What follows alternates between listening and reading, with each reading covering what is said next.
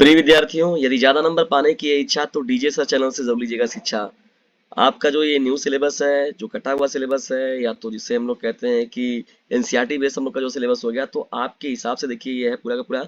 और डिस्टेंस के बहुविकल्पी और अति लघु पर मैंने ऑलरेडी जो है आप लोगों से डिस्कशन कर रखा है, वो दूसरे वीडियो में है, उसको आप देख सकते हैं डीजे सर चैनल पर।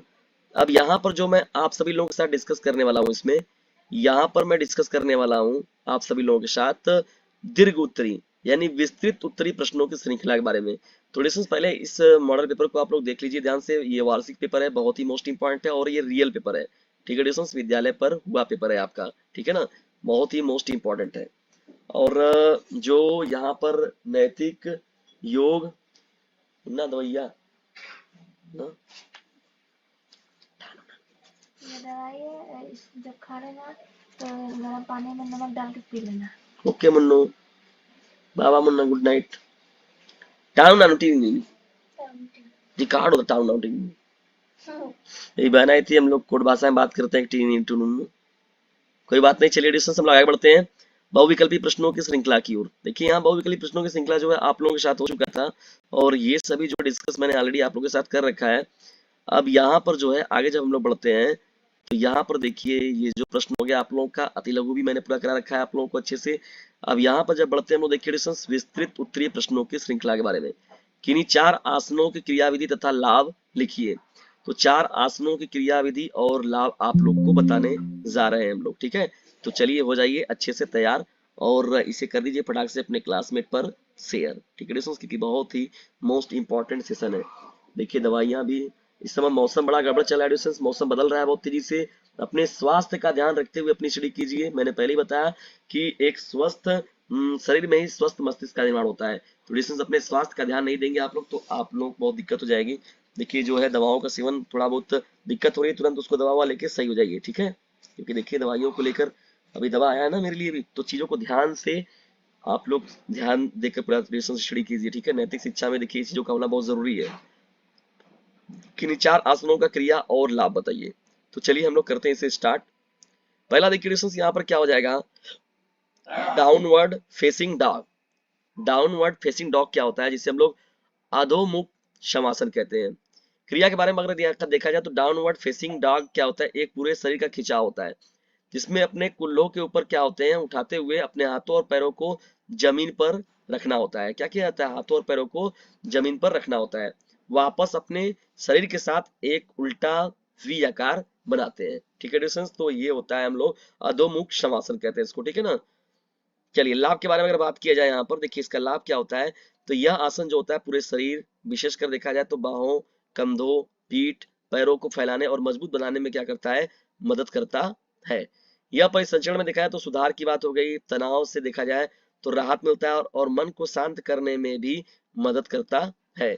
अधोमुख कुत्ते का देखा जाए उपयोग जो होता है अक्सर योग अनुक्रमों में आराम की मुद्रा के रूप में किया जाता है, और यह समय के साथ जो होता है ताकत और लचीलापन बनाने में मदद करता है, ठीक है डिस्टेंस। तो ये पहला आपका हो जाएगा।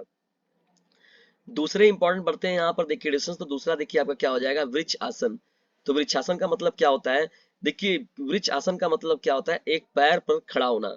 क्या होना, एक पैर पर व्यक्ति खड़ा होता है और दूसरे पैर के तलवे को खड़े पैर की आंतरिक जांग या पिंडली पर रखना, हाथों को हृदय केंद्र पर प्रार्थना की स्थिति में रखना, ठीक है डिस्टेंस। तो इस तरीके से होता है वृक्षासन। और इसका लाभ क्या होता है, देखिए डिस्टेंस, इस आसन को करने से संतुलन होता है, मन की एकाग्रता होती है, और फोकस, किसी भी काम पर फोकस बनाना है आपको तो यदि इसको आसन को आप करते हैं तो उसका लाभ मिलेगा और बनाने में मदद करता है। यह कुल्लों और भीतरी जांघों को खींचते हुए देखा जाए तो खड़े पैर और कोर की मांसपेशियों को भी जो है मजबूत करने का काम होता है। वृक्षासन क्या करता है, शारीरिक और मानसिक दोनों रूप से जमीनीपन और स्थिरता की भावना पैदा करने में भी मदद करता है।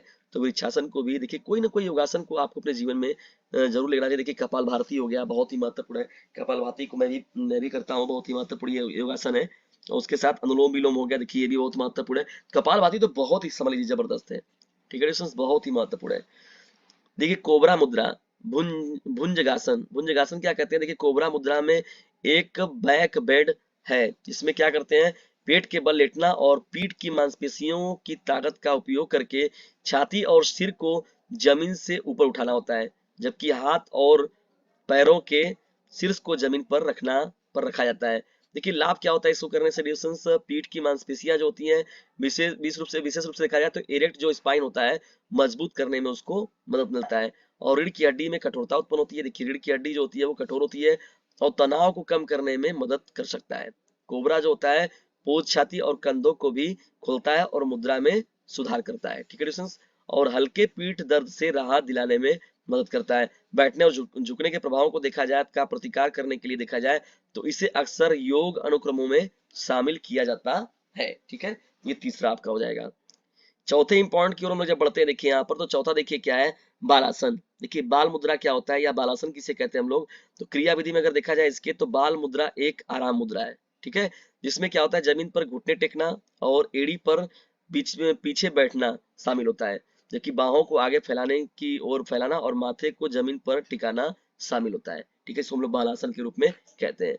लाभ के बारे में अगर किया जाए डिस्कशन तो देखिए यहाँ पर क्या लाभ होता है, पीठ हो गया, कुल्लो हो गया, जांग के लिए देखा जाए तो शौ में खिंचाव है और पीठ के निचले हिस्से कंधों के में तनाव को दूर करने में भी ये बहुत ही ज्यादा महत्वपूर्ण आपका योगासन हो जाता है। मन को शांत रखना, तनाव से जो है निजात मिलना, विश्राम को बढ़ावा देने में जो होता है ये महत्वपूर्ण रूप से जो होता है इंपॉर्टेंट होता है। गहरी या डायाफ्रामिक सांस लेने के अभ्यास करने से भी यह बेहतरीन मुद्रा होती है। ठीक है डिस्कशन, तो ये ताकत हो गया, लचीलापन हो गया, संतुलन और विश्राम, तो ये सभी चीजें जो होती है वो मुख्य रूप से देखने को मिलती है। चलिए आगे बढ़ते हैं डिस्कशन। देखिए यहाँ पर जो विस्तृत में हम लोग जब बात कर रहे हैं यहाँ पर देखिए प्रश्न क्या है आप लोग का, स्वतंत्रता प्राप्ति के पश्चात भारत में खेलों की स्थिति का वर्णन कीजिए। बहुत ही मोस्ट इंपॉर्टेंट प्रश्न है। देखिए ये सभी प्रश्न जो है पूछे जा सकते हैं। देखिए नैतिक शिक्षा में खेलों का भी अपना एक बहुत ही महत्वपूर्ण योगदान है, बहुत ही ज्यादा महत्वपूर्ण योगदान है। तो स्वतंत्रता के बाद भारत में खेलों की स्थिति का वर्णन कीजिए, ये आपका क्वेश्चन नंबर 11। ठीक है, जब इसमें बढ़ते हैं हम लोग क्वेश्चन में डिस्कशन, देखिए तो यहाँ पर क्या है, 1947 में देखा जाए तो स्वतंत्रता प्राप्ति के बाद अगर देखा जाए तो भारत ने खेल के क्षेत्र में महत्वपूर्ण बदलाव किए, महत्वपूर्ण बदलाव हुए, अनुभव देखा गया। खेलों की स्थिति में बदलाव जो आया, देखिए मेजर ध्यानचंद सर के समय देखा जाए तो हॉकी के जादूगर के रूप में या हमारा राष्ट्रीय खेल हॉकी बनाया गया। आज क्रिकेट के जगत में देख ही रहे हैं, और भी जो खेल हैं बहुत से, भाला फेंक में देख रहे हैं आप नीरज चोपड़ा को, या अदर जो है बॉक्सिंग उसी में वीरेंद्र को देख रहे हैं। मतलब अलग तरीके से देखा तो बहुत सी चीजें जो है, फुटबॉल में देखेंगे बजरंग पुनिया जी की, मतलब बहुत सारे जो हैं, टेनिस में देखेंगे आप तो साइना मिर्जा की बात हो गई, साइना नेहवाल की बात होगी, तो ऐसे बहुत सारे मतलब जो है एक दो खिलाड़ी के, क्रिकेट में तो अनगिनत नाम है। ठीक है, तो एक से बढ़कर एक अच्छे अच्छे बॉलर, बैट्समैन, फील्डर या ऑलराउंडर जो है। तो भारत में खेलों की स्थिति में बदलाव आया और सरकार ने क्या किया, राष्ट्रीय और अंतर्राष्ट्रीय दोनों स्तर पर खेलों को बढ़ावा देने के लिए विकसित कार्यक्रम और सक्रिय कदम उठाए। स्वतंत्रता के बाद में देखा जाए तो खेल संगठन बनाया गया। ठीक है, जो खेल के बुनियादी ढांचों को उन्होंने बनाने के लिए उसमें निवेश किया गया और कई प्रतिभाशाली एथलीट जो है उनका उदय हुआ। ठीक है, और आप जानते हैं कि ओलंपिक में जो होता है मुख्य रूप से एथलीटों का उदय होता है और वैश्विक मंच पर जो होते हैं वो लोग देश का गौरव बढ़ाते हैं। जैसे कहा जाता है कि देश ने इतना गोल्ड जीता, इतना कांस्य जीता, इतना रजत जीता, तो ये बहुत क्या होता है, एक उपलब्धि होती है। स्वतंत्रता के बाद अगर देखा जाए तो भारत में सबसे महत्वपूर्ण विकासों में से अगर देखा जाए तो 1984 में भारतीय खेल प्राधिकरण, जिसे SAI कहते हैं, तो भारतीय खेल प्राधिकरण की स्थापना कब हुई थी, 1984 में किया गया।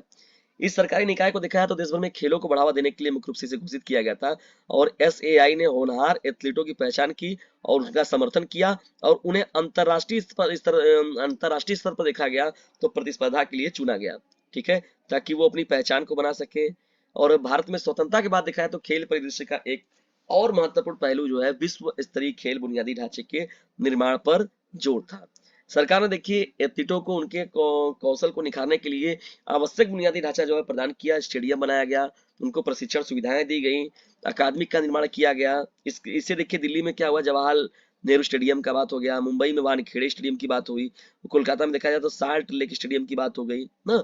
तो प्रतिष्ठित स्थान जो है वो पूरा ईडन गार्डन की बात होती है। देखिए बहुत सारे जो है वो एक से बढ़कर एक जो है वो स्टेडियम बनाए गए। अभी देखिए यहाँ पर नरेंद्र मोदी स्टेडियम जो है हैदराबाद में आपका उतना बड़ा भाई बना हुआ है, भव्य बना हुआ है ना, मोटेरा स्टेडियम नहीं वो था बनाया गया।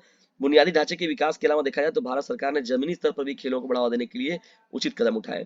ठीक है, प्रोत्साहित करना, पहचान करना और उनका संरक्षण करना। 2018 देखिए क्या हुआ, खेलो इंडिया कार्यक्रम शामिल किया गया। ठीक है, तो 2018 के बाद क्या किया गया, खेलो इंडिया कार्यक्रम चालू किया गया, जिसे नीति आयोग लाया गया, जब तो national institute for transforming India योजना आयोग की जब नीति आयोग लाया गया, तो उसके तहत भी देखिए खेलो इंडिया कार्यक्रम को लाया गया तो 2018 में। तो इससे भी बहुत सारे जो है खेल या एथलीट जो है वो उत्पन्न हुए हैं बहुत सारे, या और देश के गौरव का नाम, गौरव को गौरवान्वित कर रहे हैं। ठीक है, कई युग का प्रतिष्ठित देखा एथलीटों का उदय हुआ ना अंतर्राष्ट्रीय स्तर पर, और गौरव बढ़ाया जिन्होंने भारत का।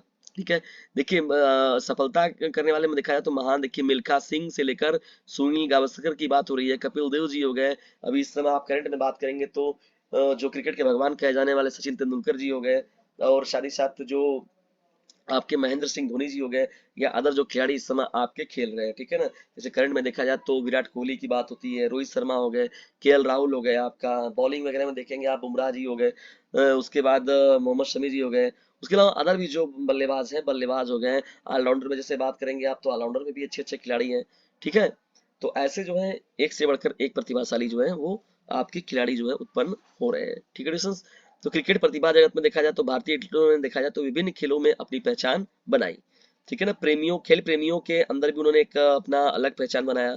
ठीक, देखिए इस बार का विश्व कप कैसा था, देखिए बताइए इतना हारने के बाद हमेशा हारता था इंडिया तो गाली मिलती थी, लेकिन इस बार इंडिया ने जब हारा देखिए तो पूरे देश की आंखें नम थी, और सभी कोई एक भी वैसा नहीं मिल रहा था व्यक्ति जो कि उन खिलाड़ियों की बुराई करे। मतलब पहली बार ऐसा हुआ कि सभी खिलाड़ी जो थे, सभी जो दर्शक थे वो अपने जो खेल की भावना थे वो क्रिकेट के मतलब अपने खिलाड़ियों के पक्ष में खड़े थे सभी लोग, ये चीज अच्छा देखने को मिला। देखिए पर्याप्त धन की कमी, पुरानी प्रशिक्षण पद्धतियां हो गई, तो इन सभी चीजों पर अगर ध्यान नहीं दिया जाता है तो खिलाड़ी हम लोग कैसे उत्पन्न कर पाएंगे, तो इन सभी चीजों का भी देखिए ध्यान देना बड़ा ही जरूरी होता है। तो सक्रिय जो होता है यानी संगठनों का निर्माण करना, बुनियादी ढांचों का विकास करना, और एथलीटों के लिए व्यवस्थाएं करना, तभी ना उसमें उन लोगों के लिए भविष्य जो है मुख्य रूप से देखा जाए तो वैश्विक मंच पर वो अपनी छाप छोड़ने के लिए तैयार रहेंगे। जब उनके लिए हम उतनी व्यवस्थाएं ही नहीं दे पाएंगे तो वो कहाँ से कर पाएंगे। तो डिस्टेंस ये बहुत ही महत्वपूर्ण सेशन था आप सभी लोगों के लिए। आज का ये महत्वपूर्ण सेशन आप लोग कैसा लगा कमेंट बॉक्स में जरूर बताइएगा, और डिस्टेंस यदि थोड़ा सा भी हेल्पफुल लगा होगा आज का ये सेशन तो इसे अपने क्लासमेट पर शेयर जरूर कीजिएगा। ठीक है डिस्टेंस, और याद रखिएगा अभी नहीं तो कभी नहीं, मोस्ट इंपॉर्टेंट ये थर्ड डिवीजन सेशन आप सभी लोगों के लिए संघर्ष के साथ देखिए काम हो रहा है। और मैंने पहले ही बताया कि मौसम सही नहीं चल रहा है, देखिए रात्रि के इस समय 10 बज रहे हैं, आपके लिए कंटेंट बनाए जा रहे हैं डिस्टेंस, तो मेहनत किया जा रहा है। मौसम का देखिए हम लोग को कोई प्रभाव है, सर्दी खांसी जुकाम वगैरह थोड़ा सा है, तो इसलिए कहा जा रहा है मौसम से बच कर रहिए, बच बचा कर, थोड़ा बहुत समस्या अगर आ भी रही है तो एक खुराक दो खुराक दवा लेकर सही हो जाएगी, लेकिन अपनी स्टडी को जबरदस्त तरीके से जारी रखिए। ठीक है, मिलते हैं नेक्स्ट वीडियो में, तब तक के लिए टेक केयर, बाय, जय हिंद, जय भारत। इसे अपने क्लासमेट पर शेयर जरूर कीजिएगा।